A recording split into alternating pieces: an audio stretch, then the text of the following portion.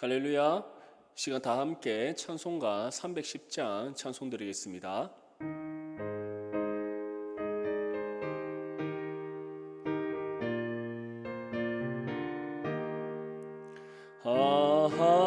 하나님의 은혜로 있을 데 없는 자 왜 구속하여 주는지 난 알 수 없도다. 내가 믿고 또 의지함은 내 모든 형편하시는 주님 늘 보여주실 것을 나는 확실히 아네. 왜 내게 굳세 믿음과 또 복음 주셔서 내 마음이 항상 편한지 난 알 수 없도다.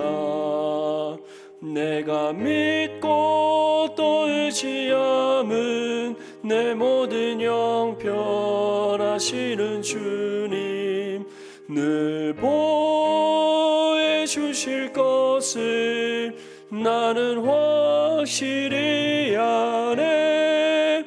왜 내게 성령 주셔서 내 마음 감동해 주 예수 믿게 하는지 난 알 수 없도다.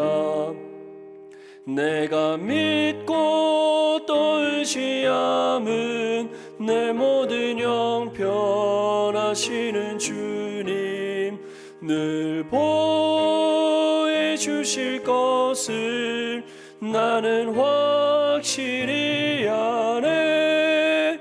주 언제 강림하실지 혹밤에 혹낮에 또 주님 만날 그곳도 난 알 수 없도다.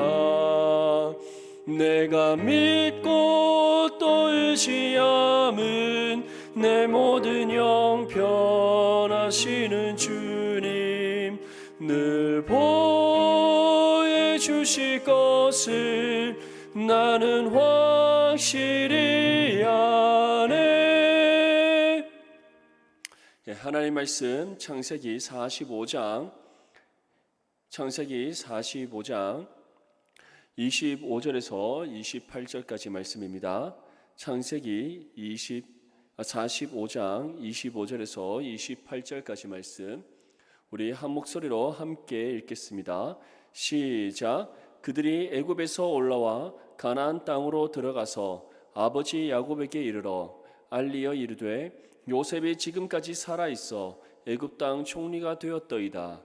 야곱이 그들의 말을 믿지 못하여 어리둥절하더니 그들이 또 요셉이 자기들에게 부탁한 모든 말로 그에게 말하매 그들의 아버지 야곱은 요셉이 자기를 태우려고 보낸 수레를 보고서야 기운이 소생한지라.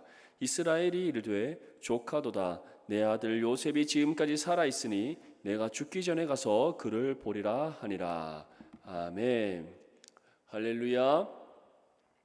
여러분들은 지금 자신의 삶에 만족하십니까? 이 질문에 나는 내 삶에 만족한다라고 자신 있게 대답할 수 있는 사람들은 많지 않을 것입니다. 우리가 입술로는 내 삶을 만족합니다라고 말할 수 있으나 우리의 마음 속으로는 그렇지 않은 경우가 더 많기 때문입니다. 왜냐하면 우리 육신의 정욕을 우리가 완전히 채운다는 것이 불가능하기 때문입니다. 그렇기 때문에 우리는 늘 우리가 가진 것, 우리가 지금 살아가고 있는 모든 삶들 만족을 하지 못하고 더 나은 삶을 추구하고 더 많은 것을 얻고자 우리가 노력하게 되는 것이죠. 이것을 가르쳐 바로 우리의 육체의 정욕이다, 죄성이다라고 성경은 전합니다. 오늘 본문 말씀에 나오는 야곱은 욕심이 참 많은 사람이었습니다.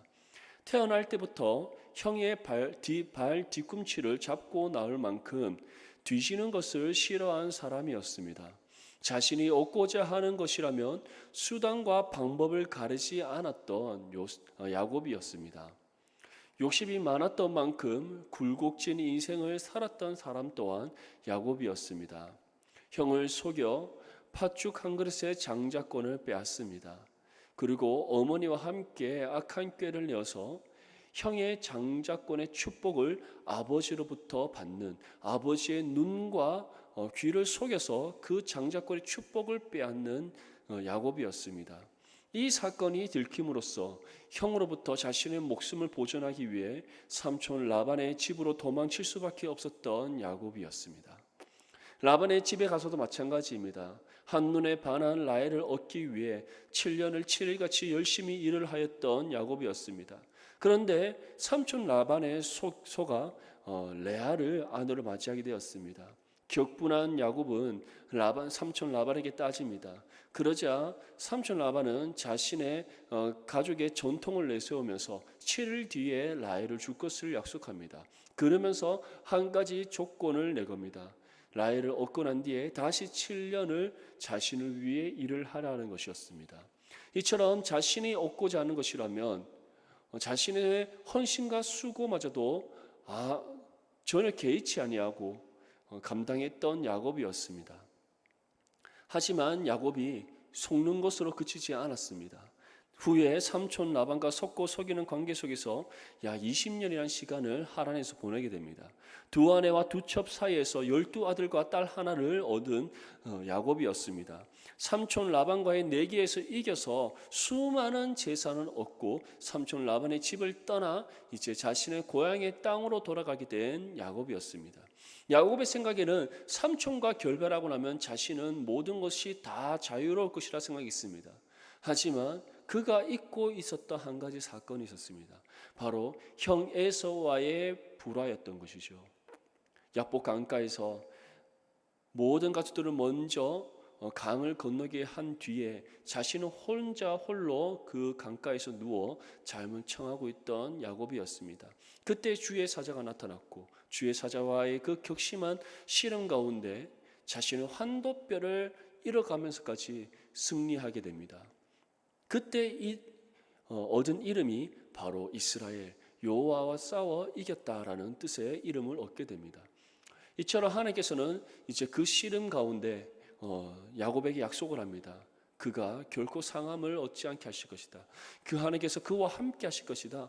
그를 언제나 하나님께서 지키고 보호하실 것이라는 약속을 주십니다. 그럼에도 불구하고 야곱은 하나님을 온전히 의지하지 못하고 자신의 그런 꾀를 내어서 살아가는 모습을 보여줍니다. 형 에서와의 관계가 해결되었음에도 불구하고 그는 그의 인생에 계속해서 굴곡진 삶이 이어짐을 성경은 전합니다. 그 이유가 무엇입니까? 바로 야곱이 계속해서 하나님께서 주시는 은혜로 만족하지 못했기 때문입니다. 딸 디나가 강간을 당하는 사건이 일어납니다. 아들들은 그 딸 디나의 사건으로 인하여서 그 땅 가운데 또 살인을 저지르는 죄를 범하게 됩니다. 그리고 자신의 가장 사랑하는 아내 라헬은 막내 베냐민을 낳고 죽게 됩니다. 가장 소중했던 한 부분을 잃게 되는 아픔을 겪게 됩니다. 그런데 거기에서 그치지 않고 라헬을 통해 얻은 첫 아들 요셉, 그 요셉이 짐승에게 잡혀 먹혔다는 소식을 다른 아들들을 통해서 듣게 됩니다. 바로 다른 형제들이 시기와 질투 가운데 요셉을 애굽으로 팔아버린 이후에 그가 입고 있던 채색 옷을 찢고 순염소를 죽여서 그 피를 발라 아버지를 속였던 것이죠. 지금까지 남을 속여왔던 야곱이 이제는 자신의 아들들에게 속임을 당하고 깊은 절망과 상실감에 빠지게 되는 그런 사건이었던 것입니다. 그러한 상실감에 빠져 살아가고 있던 야곱. 그런데 오늘 본문 말씀은 그러한 야곱을 하나님께서 다시 일으켜 세우시는 은혜를 베풀어 주심을 우리에게 보여주고 있습니다. 오늘 읽었던 본문 27절 말씀에 다음과 같이 전합니다. 그들이 또 요셉이 자기들에게 부탁한 모든 말로 그에게 말하며 그들의 아버지 야곱은 요셉이 자기를 태우려고 보낸 수레를 보고서야 기운이 솟아난지라. 지금까지 야곱은 요셉을 잃어버렸다고 생각하고 있었습니다. 요셉이 죽었다라고 생각하고 있었던 것이죠. 그 어떠한 살 소망을 갖지 못하는 가운데 있었습니다. 그가 생명을 간간히 붙잡고 살아갈 수 있었던 이유는 바로 라헬의 두 번째 아들 베냐민이 있었기 때문이었습니다. 가나안 땅에 기근이 들어서 아들들을 애굽으로 보냈던 야곱이었습니다. 그곳에 가서 청천벽력과 같은 소식을 듣습니다. 베냐민을 데려와야지만 잡혀있는 형제들을 풀어준다는 겁니다. 야곱은 그때 또다시 한 번 더 심정이 무너집니다. 그리고 베냐민과 함께 너희가 돌아오지 못한다면 나는 죽을 것이다. 그렇게 형제들을 겁박합니다. 그런데 지금 베냐민과 함께 곡식을 가지고 먹을 양식을 가지고 온 그 형제들이 그것보다 더 큰 기쁨의 소식을 야곱에게 전하고 있는 겁니다. 요셉이 살아 있었다는 소식이었죠. 그가 가장 사랑하는 아내, 그리고 그 아내를 잃은 뒤에 그 아내에게 쏟아야 될 모든 사랑을 아낌없이 쏟아부었던 그 요셉이 죽지 않고 살아 있었다는 겁니다.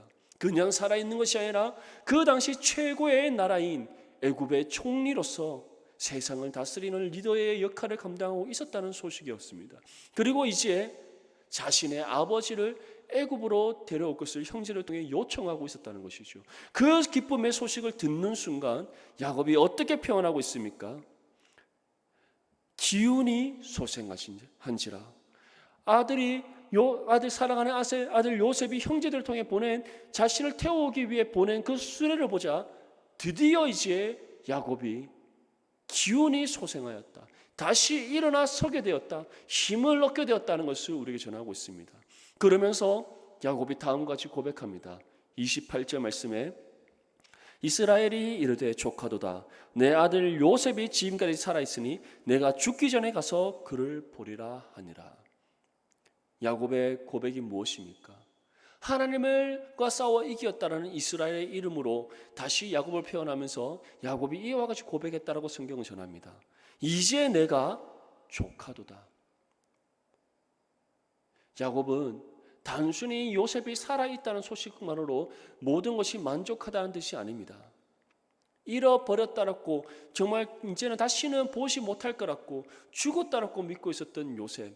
그런데 그 요셉이 살아있었던 것도 기적이지만 하나님께서 그 요셉과 함께 하시면서 그의 삶을 친히 지키시고 돌보시고 보호하셨다는 그 모든 사실을 깨닫고 하나님의 은혜로 족하다는 그 믿음의 고백을 지금 야곱은 하나님 앞에 드리고 있는 것입니다. 지금 여러분들의 삶은 어떻습니까? 지금 우리의 삶은 어떻습니까?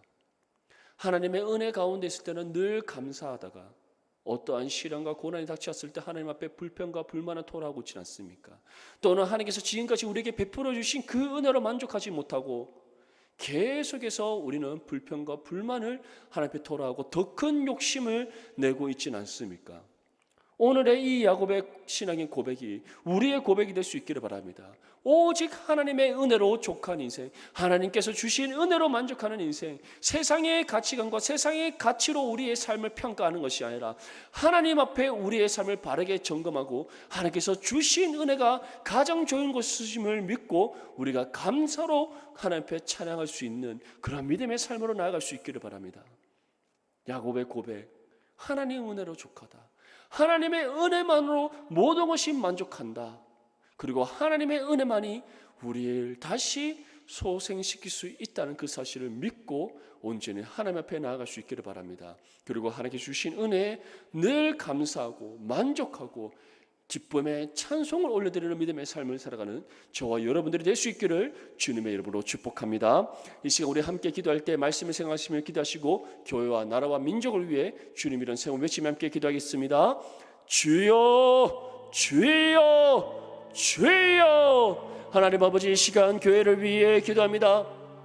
모든 예배와 모임이 정상화되게 하여 주시옵소서. 힘써 모이는 교회가 되게 하시는 은혜를 베풀어 주시옵소서. 성도들의 가정과 기업과 직장 위에 하늘 물질로 채워 주시옵소서. 하반기에는 더욱 기도 응답이 넘치게 하여 주시옵시고 감사가 충만한 이번 하반기가 되게 하여 주시옵소서. 하나님 아버지, 우리 성묘교회 다음 세대가 불꽃같이 일어나게 하시는 은혜를 베풀어 주시옵시고 부흥하게 하시는 은혜를 더하여 주시옵소서. 대구와 나라와 민족을 위해 기도합니다. 코로나19 코로나19의 전국적인 확산을 막아 주시옵소서. 속히 코로나19가 종식되게 하시는 은혜를 베풀어 주시옵소서. 나라의 모든 분야가 정상화되게 해 주시옵시고 국민들이 어려움을 잘 이겨내게 하시는 은혜를 베풀어 주시옵소서. 포괄적 차별금지법이 국회를 통과하지 않도록 막아 주시옵소서. 한 번 더 다시는 전쟁이 일어나지 않게 하여 주시옵시고 자유, 평화, 통일되게 하시는 은혜를 베풀어 주시옵소서. 한국교회의 모든 예배가 다시 회복되게 해 주시옵시고 힘써 모이게 하시는 은혜를 베풀어 주시옵소서.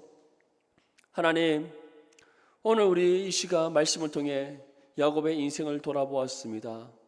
굴곡진 인생, 자신의 육신의 욕심으로 인하여서 끊임없는 그 굴곡진 인생 가운데 하나님께서는 요셉과 함께 하신 하나님의 그 은혜를 보게 하심으로써 그 굴곡진 인생의 마침표를 찍게 하셨습니다. 하나님, 우리 또한 야곱과 같이 이전에 우리의 모든 굴곡진 인생의 마침표를 찍을 수 있도록 하나님께서 주신 은혜에 만족하고 감사하는 삶을 살아가게 해주시옵소서. 하나님께서 주신 은혜가 가장 좋은 것이고 그리고 그 은혜만으로 우리가 충분하다는 것을 깨닫게 하여 주시옵시고 주신 은혜에 늘 감사하고 그 품에 찬양을 올려드리는 믿음의 삶 살아가게 해 주시옵소서. 예수님의 이름으로 기도드립니다. 아멘. 사랑하는 성도 여러분, 언제나 하나님의 은혜 가운데 감사하며 또 믿음으로 승리할 수 있기를 축복합니다. 감사합니다.